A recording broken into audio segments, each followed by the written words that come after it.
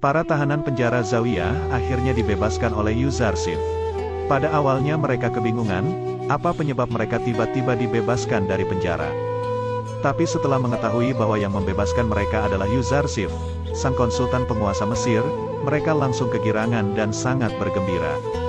Begitupun dengan para wanita yang dibebaskan, Zulaikha merasa terkejut karena mengetahui Yuzarsif menjadi orang terdekat Amunhotep. Ia juga mengungkapkan, jika Amunhotep pun sangat tertarik kepada Yuzarsif. Dan pada akhir nanti Zulaikha berpikir, bahwa akan banyak lagi orang yang akan tertarik kepadanya. Seluruh warga Mesir mulai membicarakan Yuzarsif yang telah mengalahkan Anikmahu dan Dewa Amun di istana. Mereka juga sempat membahas takwil mimpi Yuzarsif, yang akan menimpa negeri mereka. Zulaikha yang ingin berbuat seperti Yuzarsif, yaitu membebaskan para tahanan.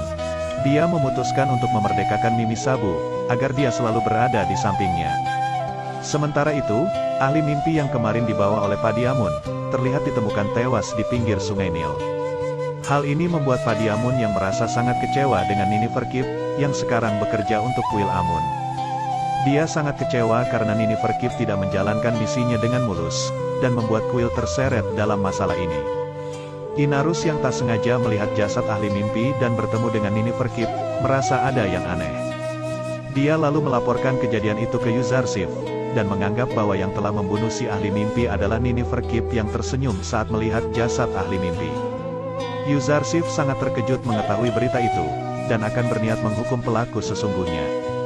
Inarus juga mengungkapkan, bahwa dia bertemu dengan orang yang mengaku teman Yuzarsif bernama Malik.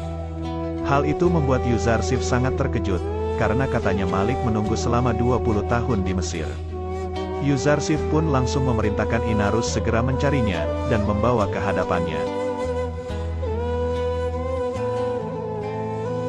Para pendeta mulai membicarakan apa yang telah terjadi di kota Mesir, karena mereka semua membicarakan kekalahan Dewa Amun terhadap Tuhan dari Yuzarsif.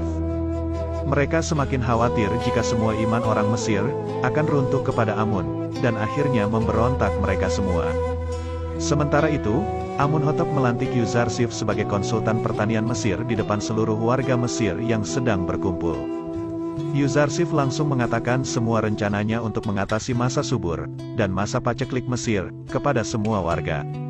Seluruh warga harus menanam gandum, dan menyerahkannya kepada pemerintah Mesir nantinya, karena tanah Mesir ini adalah milik Amunhotep. Namun nantinya gandum itu akan dikembalikan ke mereka setelah itu. Yuzarsif menyuruh mereka menyerahkan kepada pemerintah Mesir, karena pemerintah yang akan menyimpan gandum itu. Dan jika para warga nekat menyimpannya sendiri, dan nantinya gandum itu akan membusuk, maka pemerintah tidak akan bertanggung jawab dan tidak akan memberikan gandum kepada mereka. Terlihat juga para pendeta kuil ada di tengah-tengah kerumunan warga, untuk menghasut agar tidak menuruti perintah Yuzarsif itu. Namun apalah daya, perkataan para pendeta itu seolah-olah didengar oleh Yuzarsif, yang langsung dijawab olehnya. Semua warga pun menjadi semakin percaya pada perkataan Yuzarsif, dan akan mengikuti peraturan pemerintah nantinya. Zulaikha yang hadir di sana pun semakin mengakui, jika memang pantas Yuzarsif untuk ditinggikan posisinya, karena memiliki kecerdasan yang luar biasa sejak ia masih kecil.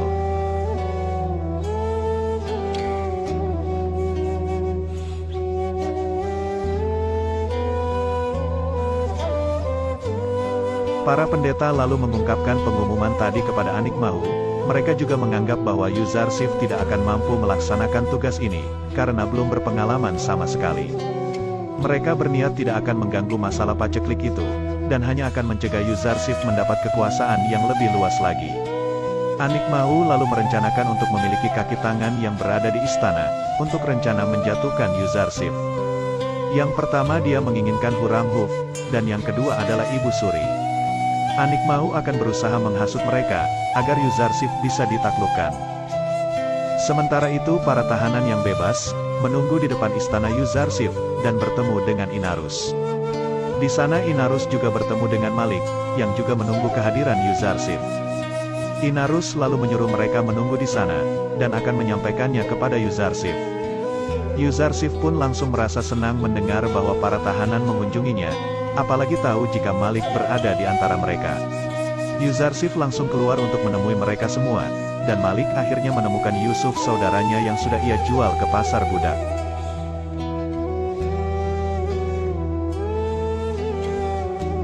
Malik merasa sangat bersalah, karena telah menjual utusan Allah di pasar budak saat itu. Tapi Yuzarsif mengatakan, jika Malik tidak menjualnya, maka dia tidak akan menjadi seperti sekarang. Lalu Yuzarsif teringat dengan perkataan malaikat Jibril, yang mengatakan, bahwa dia membutuhkan banyak teman untuk menjalankan risalahnya. Akhirnya dia mengajak semua tahanan dan Malik, untuk membantunya menjalankan risalahnya di Mesir. Para tahanan pun sangat siap untuk mengabdi kepada Yuzarsif, dan akan selalu berada di sisi Yuzarsif seumur mereka. Yuzarsif langsung mengajak mereka untuk masuk ke istana, dan memberikan mereka pakaian yang layak untuk dipakai. Saat di dalam, Yuzarsif juga kedatangan Mimi Sabu sahabat kecilnya, yang mengungkapkan bahwa dia sudah dimerdekakan oleh Zulaikha, dan akan mengikuti Yuzarsif mulai dari sekarang. Mereka sangat merasa aneh, karena biasanya Zulaikha memenjarakan orang, tapi sekarang dia malah membebaskan seseorang. Yuzarsif pun berdoa agar Zulaikha bisa bebas dari penjara dirinya sendiri. Setelah itu Inarus melaporkan, bahwa seorang pendeta menemui Huramhuf di istana, dan curiga jika mereka akan menghasut nantinya. Yuzarsif langsung menyuruh Inarus, agar harus tetap mengawasi pendeta itu, agar tahu siapa lagi antek-antek kuil Amun, yang membahayakan pemerintah Mesir. Kemudian Mimi Sabu mulai ceritakan bahwa keadaan Putifar saat ini sangat memprihatinkan. Dia sakit berat, karena selalu mengingat kezoliman kepada Yuzarsif. Sementara itu, Huramhuf yang datang ke kuil Amun, mulai dihasut oleh Anikmahu. Anikmahu yang mengatakan, bahwa Yuzarsif adalah orang asing yang tidak pantas untuk menjadi pembesar di Mesir. Dia juga tidak mengakui Dewa Amun sebagai sesembahannya. Anikmahu juga berkata, bahwa mungkin saja Yuzarsif nanti akan mengambil alih kedudukan yang dimiliki oleh Amunhotep. Maka dari itu, Anikmahu menyarankan agar Huramhuf melawan Yuzarsif, sebelum itu semua terjadi. Akan tetapi Huramhuf tidak akan menentang Yuzarsif, jika dia tidak mengkhianati Amunhotep sama sekali. Karena Huramhuf sangat setia terhadap Amunhotep dan akan mengikuti semua perintahnya.